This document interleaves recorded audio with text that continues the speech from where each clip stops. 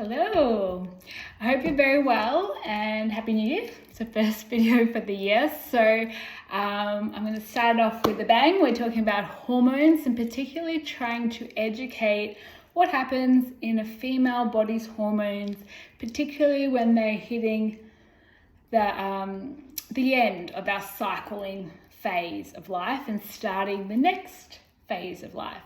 So our skin goes through some major changes at this time, as does our whole body. And it just amazes me how little it's understood. So we're going to talk a little bit about what happens first of all. So female obviously cycle.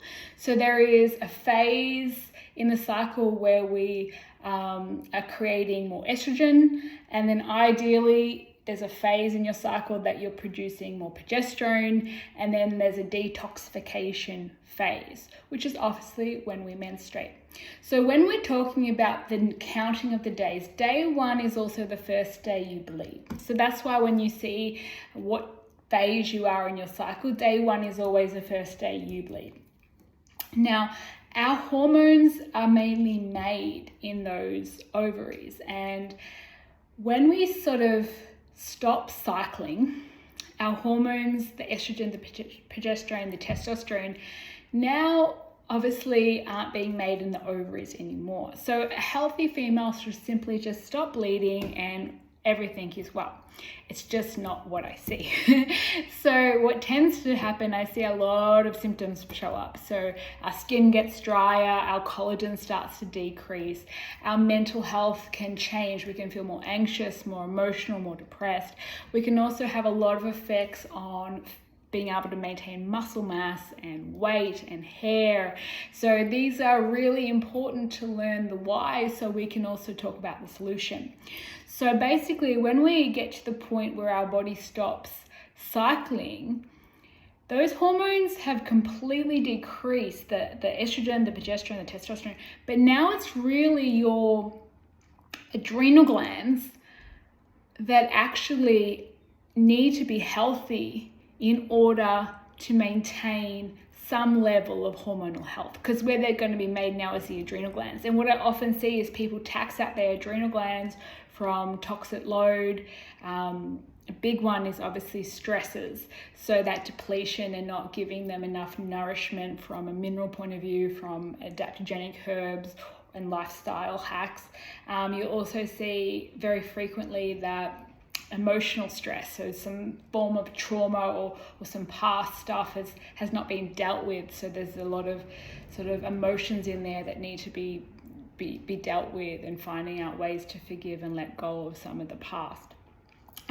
So we kind of go through life where we're giving and giving and giving, we're not feeding that system, and then we hit menopause, and there is a saying that when cortisol gets high, progesterone gets shy, which just means that it's very common that for a big part of their menstruating life, their progesterone was very shy, which means it wasn't being manufactured to the level to keep their adrenal glands intact or functioning in a little bit more of a robust or optimal level. What does that mean? So progesterone's role is the second half of the cycle. So it's your anti-anxiety, it's your happy hormone.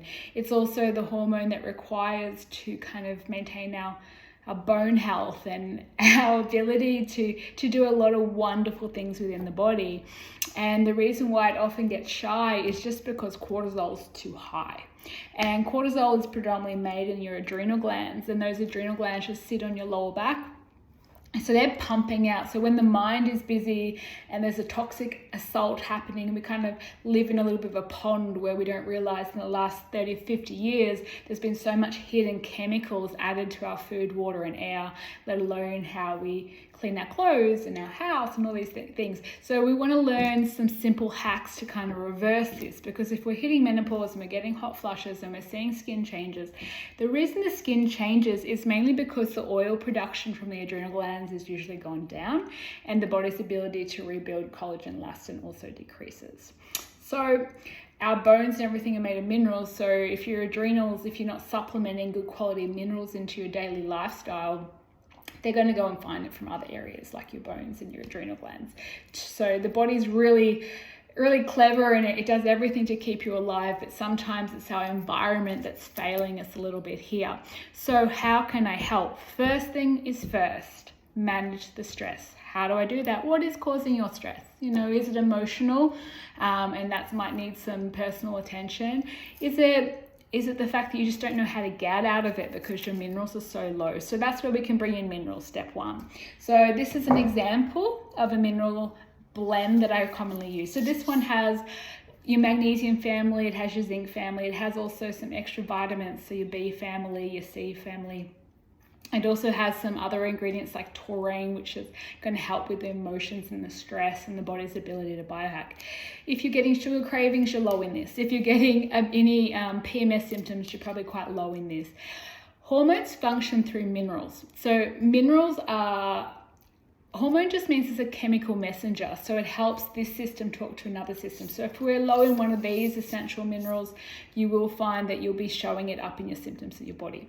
So our soil is very depleted today, so we do need to use some supplementation to help with that. So that's where minerals are a big part of the pie. Food's another one. So eating for like your sugar balances. So sometimes we go without food to the end of the day and that can tax up our body. Sometimes we're putting too much stimulations with coffees and alcohols and things like that into the body. So trying to think about having your 3 balanced meals or your 2 balanced meals depending on what your body needs, and using some blood sugar hacks around that. And you can go back and have a look through past feeds to talk about blood sugar. So blood sugar regulation is very, very important. Now we'll talk about the adrenal glands. So our adrenal glands, obviously, we sometimes I talk a lot like a car. Sometimes we need to jumpstart the car when it's empty. So the weapon I've found is adaptogenic herbs. What does adaptogenic herbs mean? They basically mean that they're part of a family of herb kingdom that is like rocket fuel for your adrenal glands. So I've seen under microscope adrenals just like it grow from nourishment by being fed adaptogenic herbs, and you can see that fast turning around time. So sometimes when you get that concentrated nutrition into the body, then it kind of helps your symptoms calm down so you can make better choices, so you have more willpower.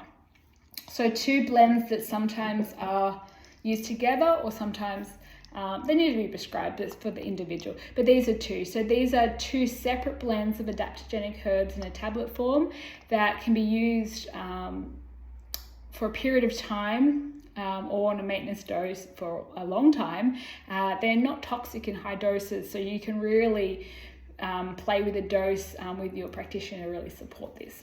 Adaptogenic herbs are just such a cool hack because they really give people the ability to have control back over their choices.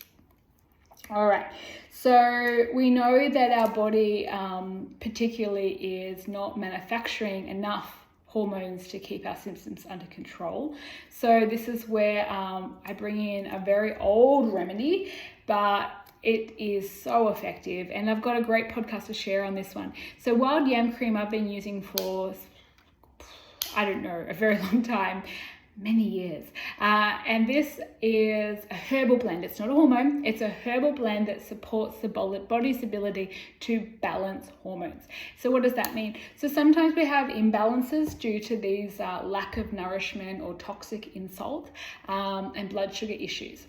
So what wild yam does, it's a herb, so it's not a drug, so it's very clever and gentle, and it's to be applied to the skin. They actually found when you had it orally, it didn't seem to have the same clinical trial benefits.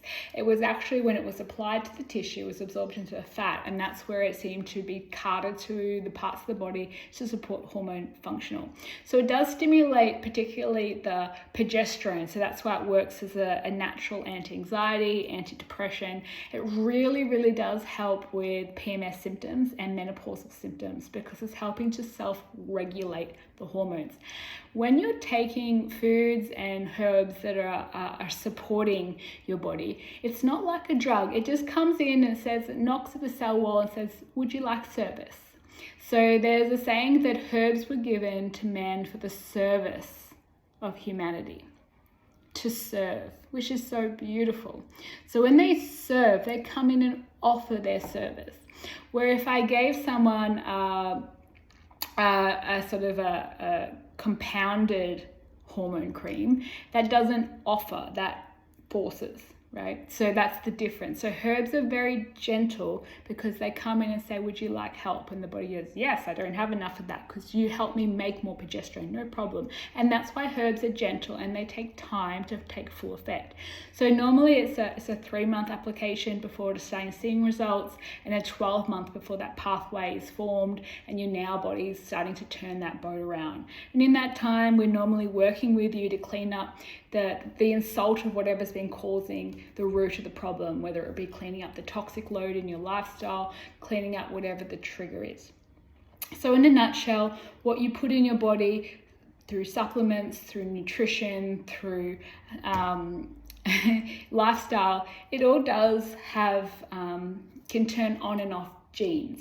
So our body's hormones are always in play, but when they aren't happy, which means they're undernourished or the toxins are recycling the body and causing inflammatory stress, we do need to figure out what the root cause is to alleviate the symptom.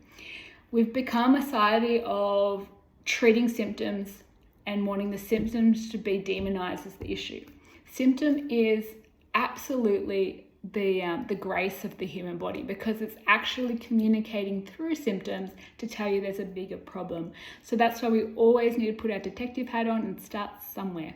We need to try figuring out what was the cause and how do we correct the environment to improve so the body can enjoy every day and feel like those symptoms can be managed. So that is a little bit about our hormones, and particularly in the later part of life. And you will feel the skin become younger, more hydrated, more plump from correcting the hormone balance.